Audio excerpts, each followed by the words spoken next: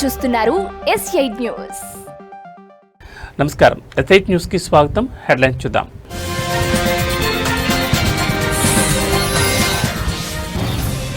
AP రాజకీయాల్లో కీలక పరిణామం. లోకేష్ తో భేటీ కానున్న వంగవీటి రాధాకృష్ణ.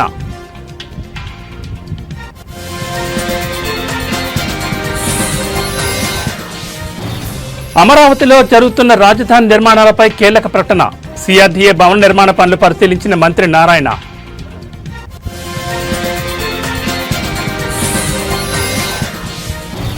హరీష్ రావు కేటీఆర్ పై తీవ్ర విమర్శలు చేసిన కవిత. ఎమ్మెల్సీ పదవికి పార్టీ సభ్యత్వానికి రాజీనామా.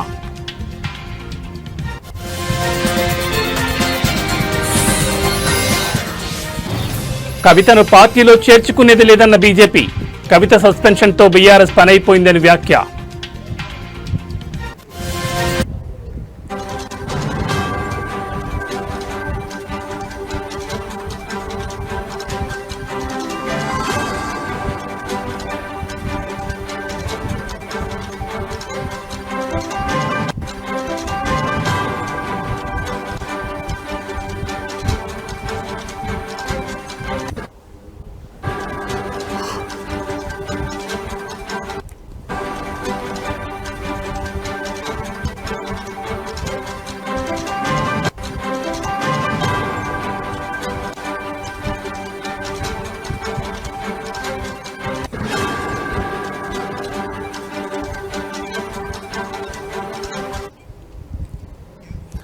బులెటిన్లో బ్రేకింగ్ న్యూస్ చూస్తున్నాం. ఆంధ్రప్రదేశ్ రాజకీయాల్లో కీలక పరిణామం చోటు చేసుకోబోతోంది.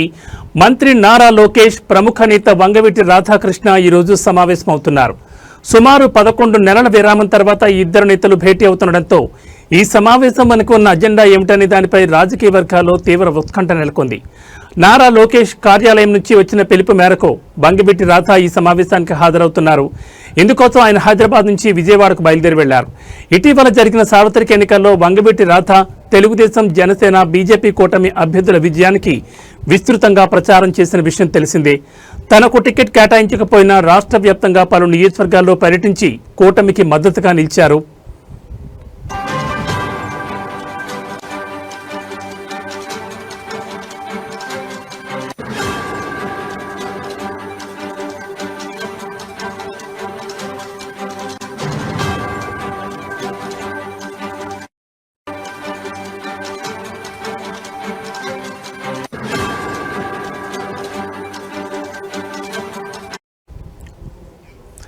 అయితే ఎన్నికల ముగిసి ప్రభుత్వం ఏర్పడిన తర్వాత కూడా వంగవీటి రాధాకు ఎలాంటి పదవి లభించకపోవడంపై ఆయన అనుచరుల్లో కొంత అసంతృప్తి నెలకొన్నట్లు ప్రచారం జరుగుతోంది.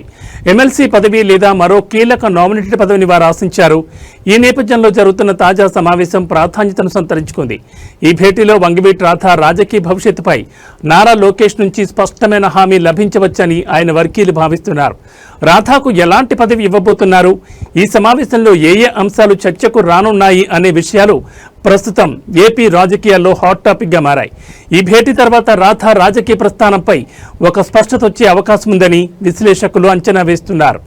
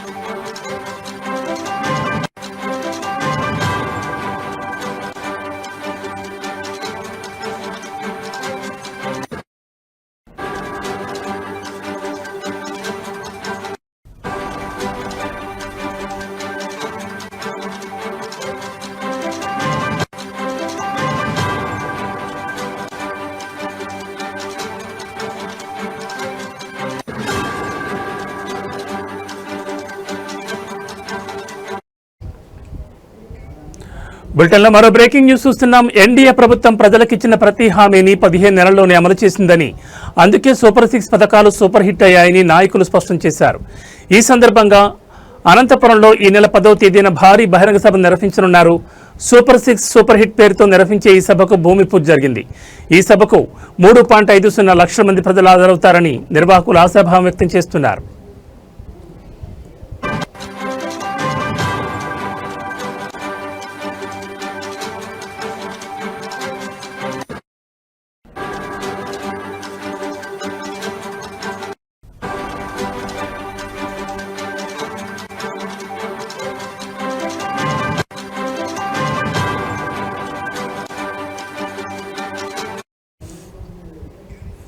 ఈ సభకు ముఖ్యమంత్రి చంద్రబాబుతో పాటు మొత్తం 164 మంది ఎమ్మెల్యేలు హాజరు కానున్నారు. ఎన్డీఏ ప్రభుత్వం సాధించిన విజయాన్ని, హామీల అమలును ప్రజలకు వివరించడమే ఈ సభ ముఖ్య ఉద్దేశమని నాయకులు తెలిపారు. ఎమ్మెల్యే దగ్గుపాటి ప్రసాద్ మాట్లాడుతూ, మా ప్రాంతంలో ఈ సభను ఒక చారిత్రాత్మక ఘట్టంగా భావిస్తున్నామని, ఏవైతే హామీలు ఇచ్చామో అవన్నీ నెరవేరుస్తున్నామని, అందుకే ప్రజలు సూపర్ 6 పథకాలు సూపర్ హిట్ అని అంటున్నారు. ఈ సభను ఎన్డీఏ విజయోత్సవ సభగా నిర్వహిస్తున్నామని తెలిపారు. ఎమ్మెల్యే కాలువ శ్రీనివాసులు మాట్లాడుతూ, 164 స్థానాలు గెలవడం ఒక చరిత్ర అయితే, కేవలం 15 నెలల్లోనే ప్రజలకిచ్చిన హామీలను నెరవేర్చడం మరో చరిత్ర. ప్రజా సంక్షేమే ధ్యేయంగా ఎన్డీఏ పాలన సాగుతోందని పేర్కొన్నారు. ఈ సభ ద్వారా ప్రభుత్వం చేసిన పనులను ప్రజలకు మరింత దగ్గరగా తీసుకెళ్లే ప్రయత్నం చేస్తున్నామని ఆయన అన్నారు. ఈ సభ ఏర్పాట్ల కోసం నాయకులు, కార్యకర్తలు తీవ్రంగా కృషి చేస్తున్నారు. ఈ సభ విజయవంతమైతే ప్రభుత్వం ప్రజల మన్ననలను మరింతగా పొందుతుందని వారు ఆశిస్తున్నారు.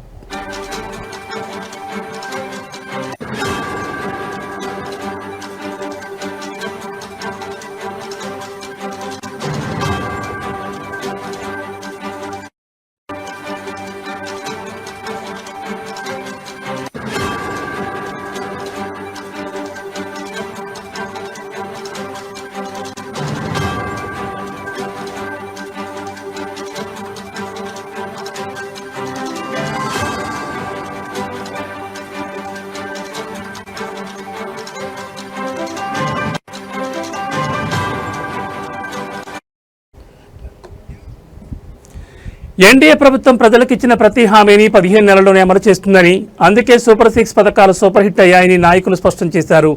ఈ సందర్భంగా అనంతపురంలో ఈ నెల 10వ తేదీన భారీ బహిరంగ సభ నిర్వహించనున్నారు. సూపర్ 6 సూపర్ హిట్ పేరుతో నిర్వహించే ఈ సభకు భూమి పూజ జరిగింది. ఈ సభకు 3.50 లక్షల మంది ప్రజలు హాజరవుతారని నిర్వాహకులు ఆశాభావం వ్యక్తం చేస్తున్నారు. ఈ సభకు ముఖ్యమంత్రి చంద్రబాబుతో పాటు మొత్తం 164 మంది ఎమ్మెల్యేలు హాజరు కానున్నారు. ఎన్డీఏ ప్రభుత్వం సాధించిన విజయాన్ని, హామీల అమలును ప్రజలకు వివరించడమే ఈ సభ ముఖ్య ఉద్దేశమని నాయకులు తెలిపారు. ఎమ్మెల్యే దగ్గుపాటి ప్రసాద్ మాట్లాడుతూ, మా ప్రాంతంలో ఈ సభను ఒక చారిత్రాత్మక ఘట్టంగా భావిస్తున్నామని, ఏమైతే హామీలు ఇచ్చామో అవన్నీ నెరవేరుస్తున్నామని, అందుకే ప్రజలు సూపర్ 6 పథకాలు సూపర్ హిట్ అని అంటున్నారు. ఈ సభను ఎన్డీఏ విజయోత్సవ సభగా నిర్వహిస్తున్నామని తెలిపారు. ఎమ్మెల్యే కాలువ శ్రీనివాసులు మాట్లాడుతూ, 164 స్థానాలు గెలవడం ఒక చరిత్ర అయితే, కేవలం 15 నెలల్లోనే ప్రజలకిచ్చిన హామీలను నెరవేర్చడం మరో చరిత్ర. ప్రజా సంక్షేమే ధ్యేయంగా ఎన్డీఏ పాలన సాగుతోందని పేర్కొన్నారు. ఈ సభ ద్వారా ప్రభుత్వం చేసిన పనులను ప్రజలకు మరింత దగ్గరగా తీసుకెళ్లే ప్రయత్నం చేస్తున్నామని ఆయన అన్నారు. ఈ సభ ఏర్పాట్ల కోసం నాయకులు, కార్యకర్తలు తీవ్రంగా కృషి చేస్తున్నారు. ఈ సభ విజయవంతమైతే ప్రభుత్వం ప్రజల మన్ననలు మరింతగా పొందుతుందని వారు ఆశిస్తున్నారు.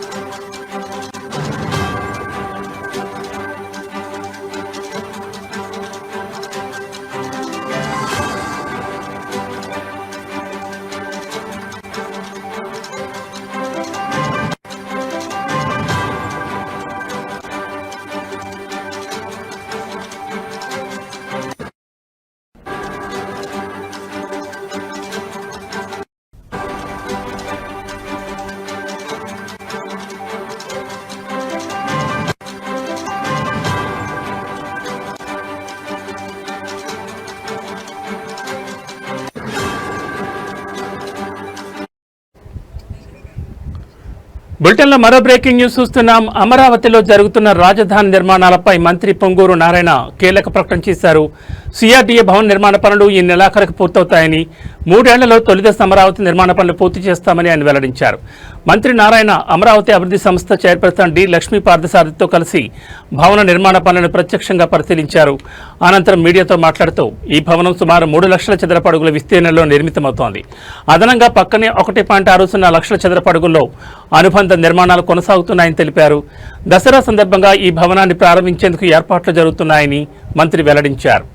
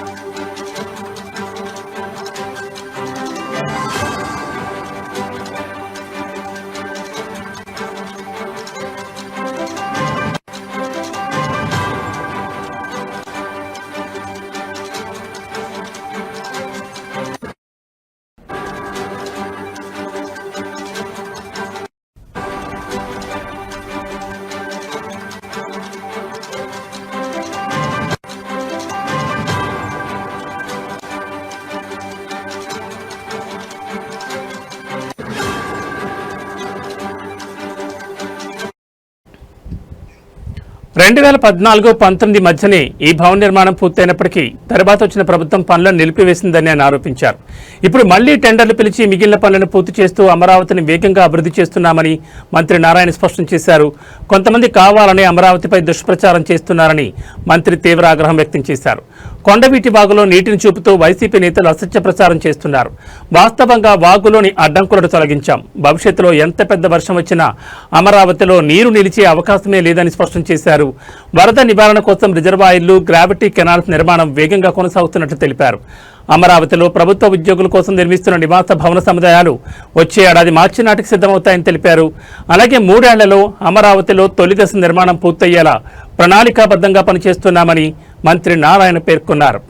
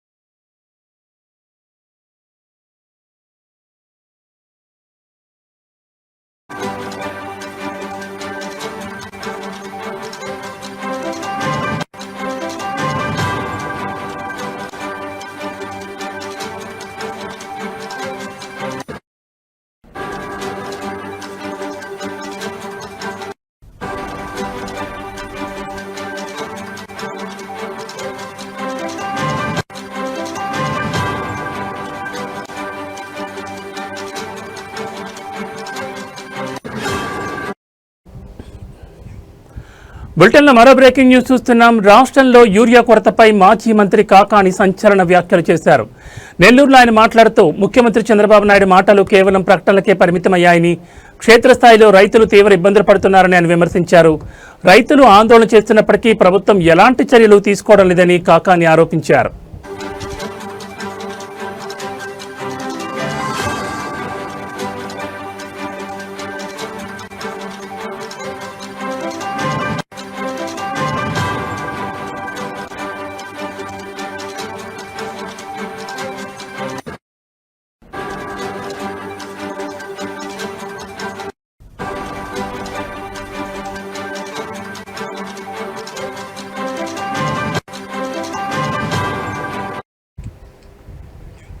యూరియా కొరతపై టీడీపీ నేత అచ్చెన్నాయుడు చేసిన వ్యాఖ్యలపై కాకాని తీవ్రంగా మండిపడ్డారు. రైతులు ఎదుర్కొంటున్న సమస్యలు అచ్చెన్నాయుడుకు మామూలు విషయంగా అనిపిస్తున్నాయని, రైతులు క్యూలో నిలబడితే తప్పేంటని ఆయన అవమానకరంగా మాట్లాడడం దారుణమని కాకాని పేర్కొన్నారు. రైతు ప్రయోజనాలను పణంగా పెట్టి ప్రైవేట్ డీలర్లకు యూరియాను ఎందుకు ఇస్తున్నారని ఆయన ప్రశ్నిస్తున్నారు.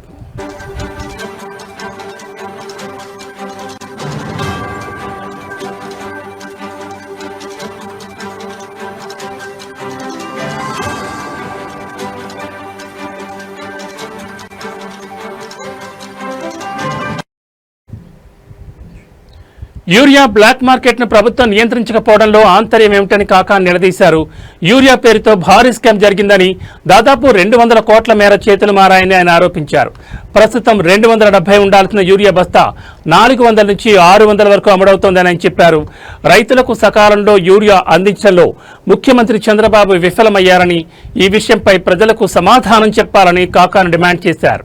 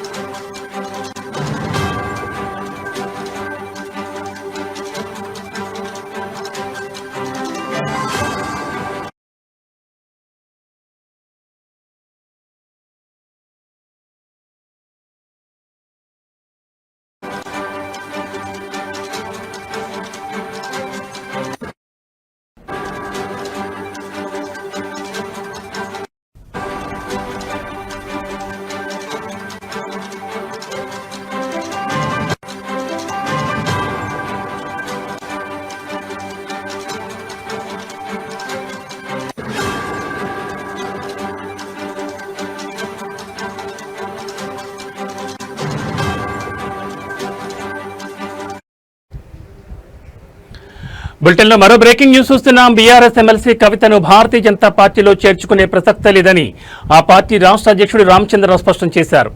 అవినీతి ఆరోపణలు ఎదుర్కొంటున్న వారికి తమ పార్టీలో ఎలాంటి స్థానం ఉండబోదని ఆయన తేల్చి చెప్పారు.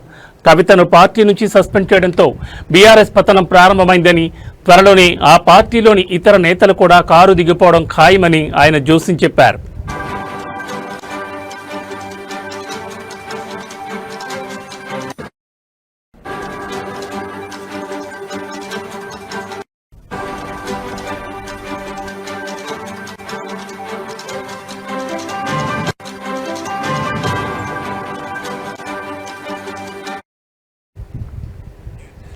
నిన్న నల్గొండ జిల్లా గొండ్రాంపల్లిలో నిర్వహించిన తెలంగాణ విమోచన దినోత్సవ కార్యక్రమంలో రామచంద్రరావు పాల్గొన్నారు. అమరవీరుల కుటుంబాలను సన్మానించిన అనంతరం ఆయన మాట్లాడారు.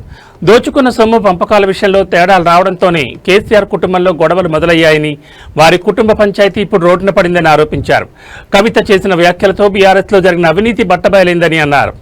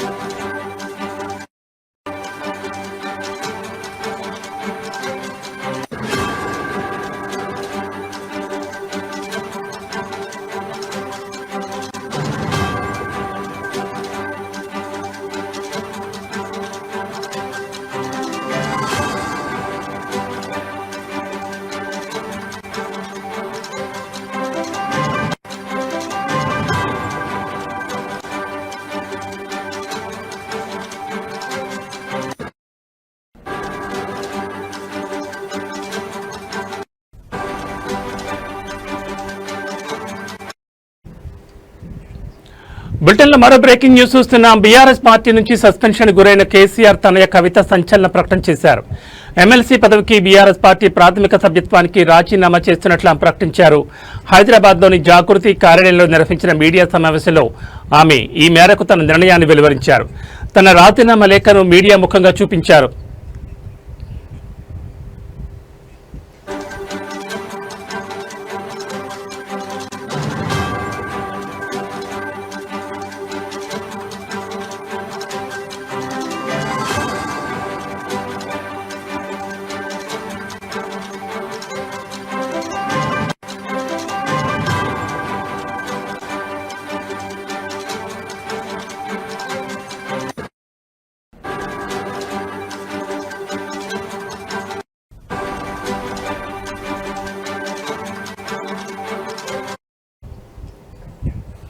ఇదే సమయంలో మాజీ మంత్రి హరీష్ రావుపై ఆమె నిప్పులు చెరిగారు.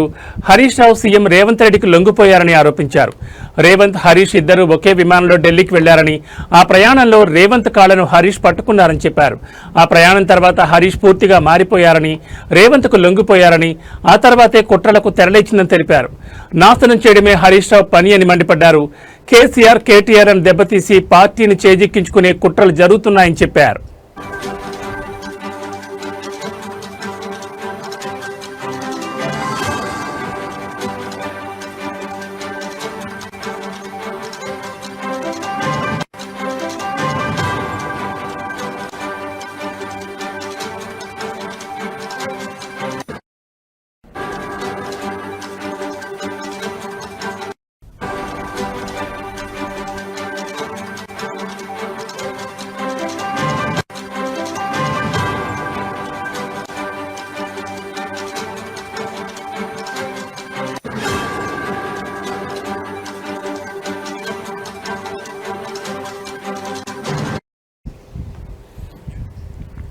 సంతోష్ రావు చేసిన పనుల వల్ల బీఆర్ఎస్ కు చెడ్డ పేరు వచ్చిందని కవిత అన్నారు.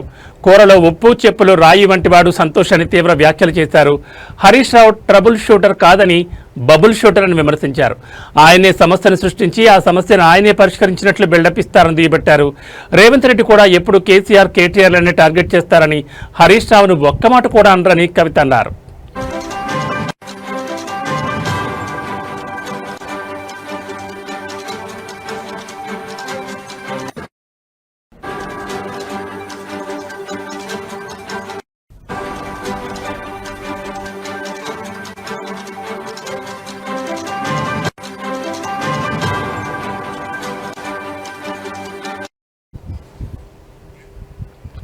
తాను మొన్న చెప్పిన ఇద్దరు నేతలు తనపై చిలువలు పలువలుగా తప్పుడు ప్రచారం చేశారని మండిపడ్డారు.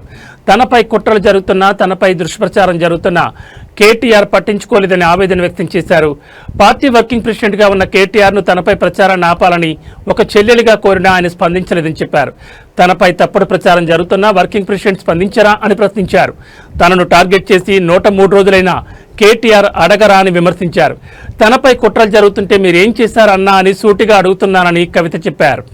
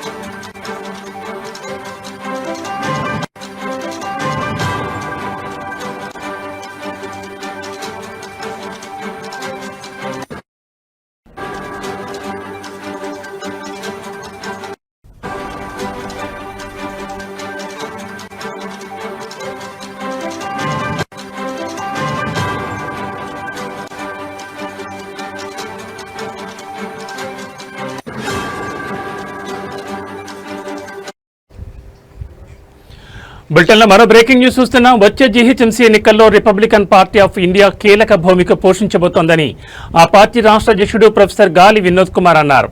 ఈ మేరకు తార్నాకలోని ఆ పార్టీ రాష్ట్ర ప్రధాన కార్యాలయంలో ఏర్పాటు చేసిన విలేకరుల సమావేశంలో ఆయన మాట్లాడుతూ జీహెచ్ఎంసీలో పార్టీని బలోపేతం చేసేందుకు కమిటీలను ఏర్పాటు చేస్తున్నామని చెప్పారు. బడుగు బలహీన వర్గాలు, ముస్లిం మైనార్టీల అభ్యున్నతి కోసం వచ్చే జీహెచ్ఎంసీ ఎన్నికలతో పాటు జూబ్లీహిల్స్ నియోజకవర్గంలో జరగబోయే ఉప ఎన్నికలో లౌకికవాద పార్టీలతో కలిసి రిపబ్లికన్ పార్టీ ఆఫ్ ఇండియా పోటీ చేస్తుందని స్పష్టం చేశారు.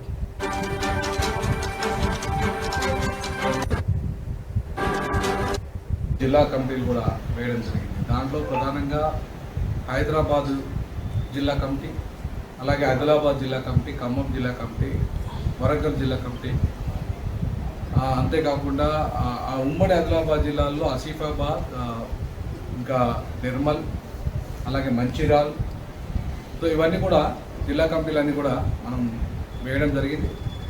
ఈరోజు హైదరాబాదులో జిహెచ్ఎంసీలో పరిధిలో ప్రధానంగా సెటిలర్స్ ఎవరైతే ఉన్నారో, ఆంధ్ర సెటిలర్స్, వాళ్ళకు కూడా ప్రాతినిధ్యం కల్పించాలనే ఉద్దేశంతో ఆ ఆంధ్ర సెటిలర్స్ ఫోరం అధ్యక్షులుగా మోహన్ బాబు గారిని, సీనియర్ లీడర్ మోహన్ బాబు గారిని వాళ్ళ నియామకం చేయడం జరిగింది. అట్లాగే జనరల్ సెక్రటరీగా షేక్. ఇవి బులెటిన్ అప్డేట్స్. మరిన్ని అప్డేట్స్తో మళ్ళీ కలుద్దాం. నమస్కారం.